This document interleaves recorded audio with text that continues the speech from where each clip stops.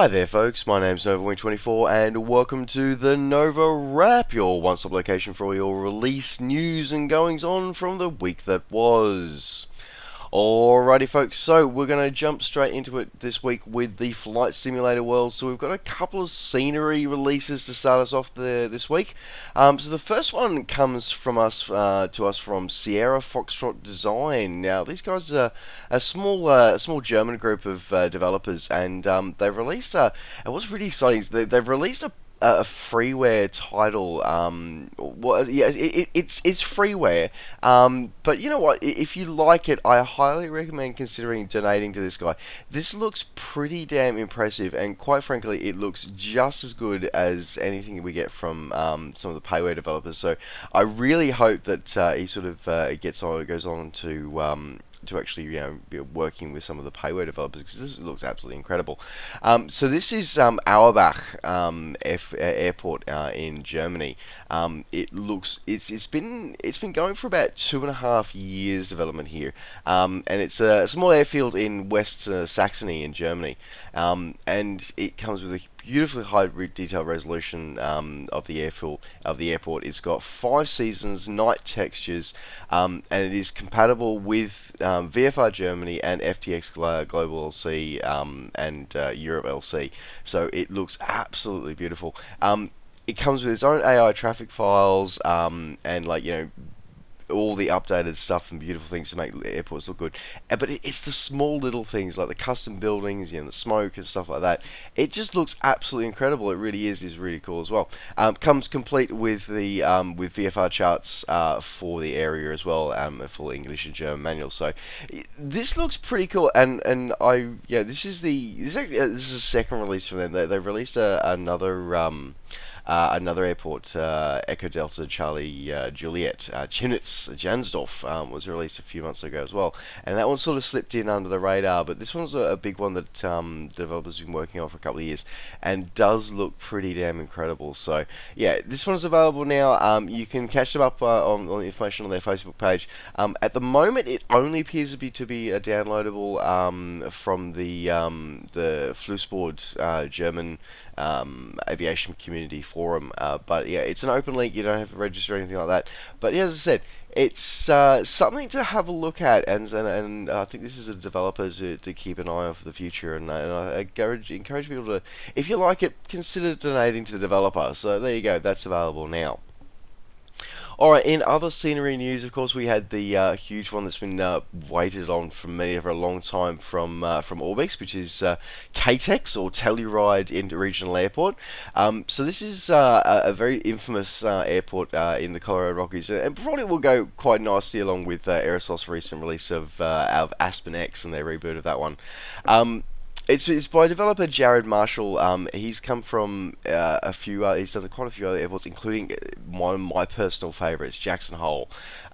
He did a great thing with that one, and this looks absolutely incredible. So it serves as the ski resort of Telluride.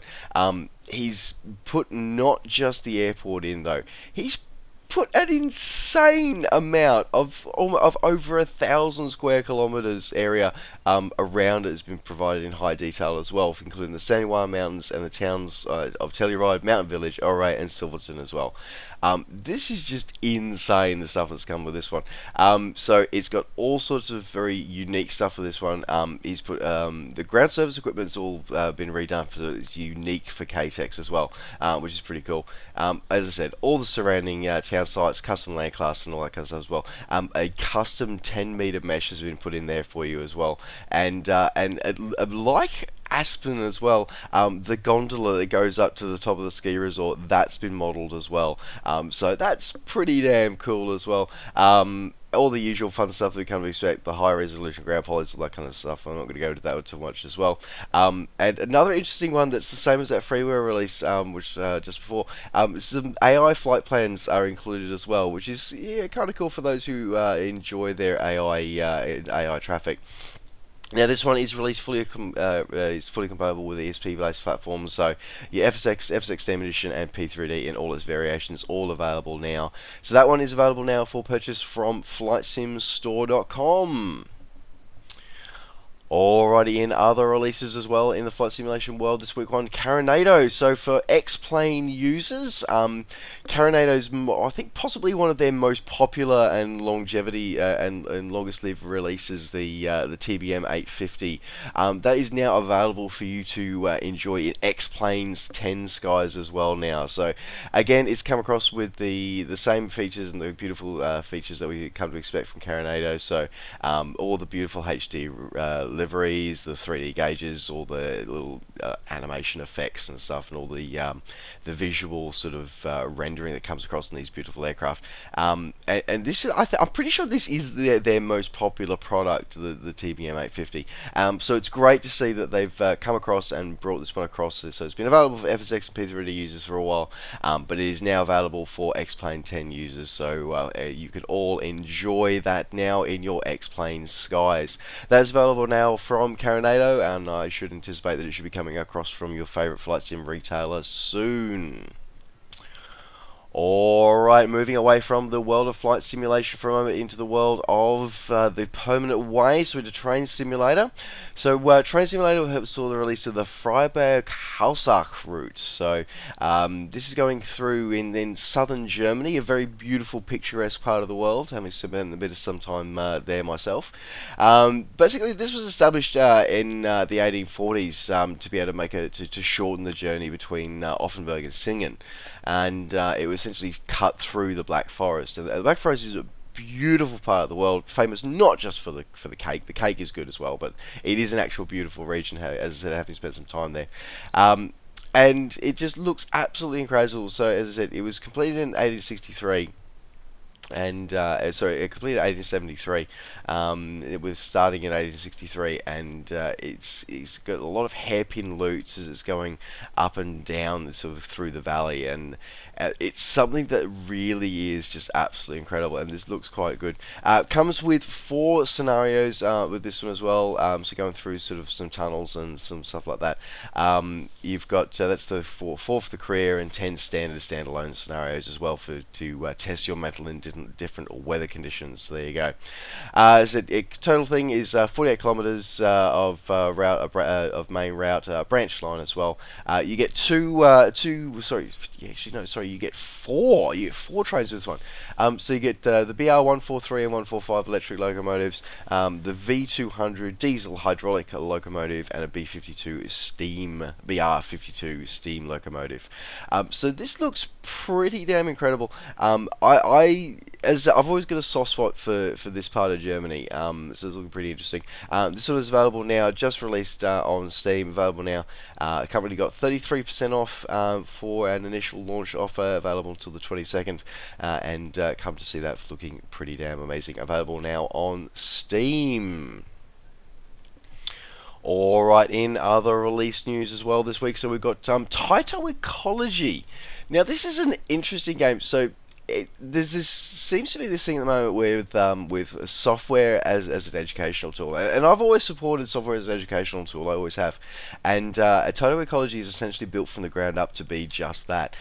You create your own biodome, fill it with life, and you've got like various different regions. You've got a desert, a rainforest, a tundra area, and essentially just sort of it's about messing around. It's maybe playing the whole like godlike thing, but it's a sandbox game. There's no real point to it, but it's about to show how different animals and plants actually interact with each other to form an ecosystem. So you know what? It's an interesting little sort of fun type little game presented in a cool little way that actually has a pretty cool education message in there as well. Not just for kids, but for all of us, really, on how the world works around us. And yeah, it comes through all your different sort of animal, herbivores, insectivores, predators, scavengers. But there's things as something as simple as the mushrooms are there to sort of clean up all the detritus that comes off animals and plants over their life cycle. So it's an interesting take on an idea, and you know what? It's graphically wise, it's fairly basic. If you're looking for something that's, oh my god, life is really great, it's not that. It's about the interplay with it, and you know what? It's interesting. It's interesting, and for less than $10. Probably it's not. Doesn't look like it's a bad investment. So yeah, interesting look on that one. So that's freshly released, available now on Steam. Alrighty, rounding out the release news for this week is we've got a title called Ascent, the space game. Now, those who sort of follow space games, you may or may not have heard of this one. This first launched in early access over a year ago, back in February 2015. It just transitioned over to full release, so it's available now. This is interesting because it's essentially created by one dude, working out of his garage in Melbourne, Australia. And, it looks pretty. It's come a long way. I first sort of had a look at it when it came into early, and not about a few months after it came into to early access, and it was interesting. But it's really come a long way, and it's gone through. It's got over. In one of its big things is the fact it's got like over 270 billion star systems for you to visit, and it's interesting. I've sort of been following it on and off, and it sort of has this thing where it's almost like it's almost like No Man's Sky, but made by one dude kind of thing, and it sort of aims to have that sort of No Man's Sky kind of field where relatively seamless transitions from space to surface kind of thing, and it's got a lot of interesting little technology and feature things in as well, and but it's very much about it is an MMO. It's an always online title, but it gives you so many different things to do. So you can trade, mining, research, combat, all that kind of fun stuff. But it focuses on PvE, not PvP. So in that way, it's probably kind of similar to Elite Dangerous as well, where it's very much PvE, but ED has the option of PvP. This one really doesn't. It is designed for PvE. Is really what it is. All human players are supposed to work together. So it's supposed to be very much player versus environment and different laws and stuff like that. So it's interesting. I think consider supporting the dev. The core game's $20, and then you can buy a couple of different ships if you're interested in. You can get some bonus, bigger ships and stuff like that. Otherwise, it is going to be a sort of pay to use the server thing. So if you're used to Elite Dangerous kind of thing, that may put you off a little bit. But as I said, it's one dude running it out of his backyard, out of his back office, and for a one-man operation, with only a couple of sort of subcontracting developers and stuff, subcontracting for art assets and stuff like that, it's pretty cool. It's pretty cool. So there you go. Anyway, check it out now. I'll put the link to the store page and also put a link to the developer's website. I said, have a look at it. Could be something you're interested in, might be not, but yeah, definitely consider supporting a developer who's, as I said, one dude, and he's done a lot of good work, I think, from this one. So anyway, alright folks, that does now wrap up the NovaWrap for this week. Thank you very much for joining me. As always, don't forget to like the video and subscribe to the channel if you're enjoying these videos and want to see more.